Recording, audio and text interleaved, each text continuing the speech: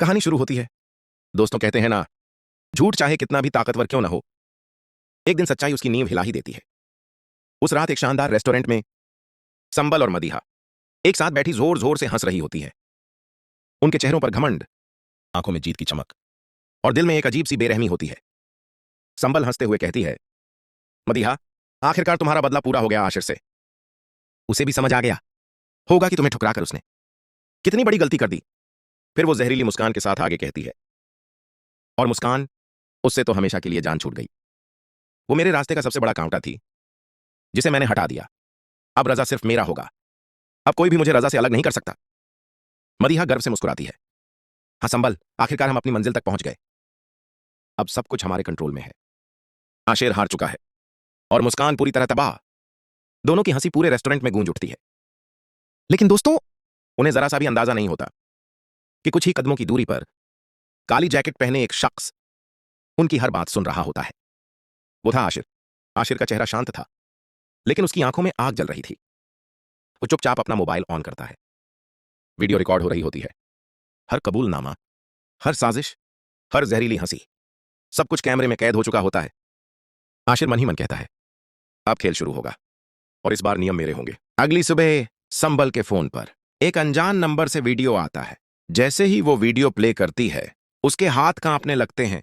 Screen पर वही restaurant, वही टेबल, वही बातें, वही कबूलनामा। संबल की सांसें अटक जाती हैं।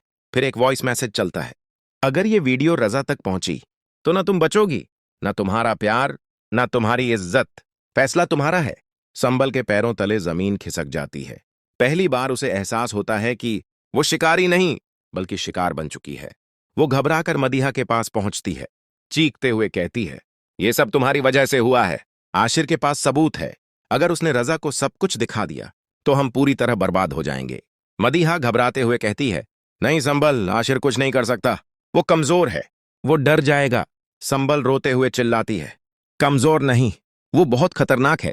अब मदीहा भी अंदर से टूटने लगती है और खुद को बचाने के रास्ते सोचने लगती है। दूसरी तरफ संबल अपने सुनसान कमरे में अकेली बैठी होती है। आंखों से आंसू बह रहे होते हैं। वो खुद से कहती है, अगर मैंने आशिर का साथ नहीं दिया तो वो मेरा सारा सच रजा को बता देगा। मैं कहीं मुंह दिखाने लायक नहीं रहूंगी। आखिरकार वो फैसला कर लेती है, मैं खुद को बचाऊंगी, चाहे इसके लिए मुझे मदीहा के खिलाफ ही क्यों ना जाना पड़े। उसी पल आशिर का फोन आता है।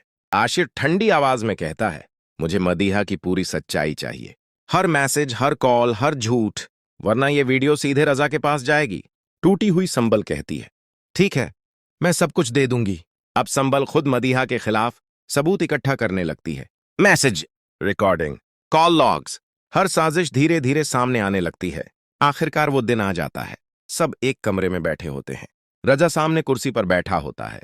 आशिर बिना शोर किए सारे सबूत उसके सामने रख देता है। जैसे जैसे रजा सच्चाई सुनता है, उसका चेहरा बदलने लगता है। हाथ कांपने लगते हैं। वो मदीहा की तरफ देखकर चिल्लाता है, तुम बहन कहलाने के लायक नहीं हो। तुमने मेरे रिश्ते, मेरी इज्जत, मेरे भरोसे सब कुछ रौंद डाला।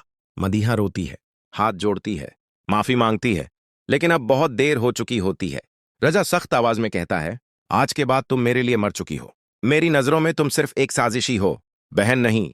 ये शब्द मदीहा को अंदर से तोड़ देते हैं। आखिर में आशिर शांति से कहता है, मैंने किसी को बर्बाद नहीं किया, मैंने सिर्फ सच्चाई को बोलने दिया, और सच्चाई सबसे खतरनाक बदला होती है। मदीहा वहीं टूटकर रह जाती है और उसकी साजिशें उसी पर भारी पड़ जाती हैं।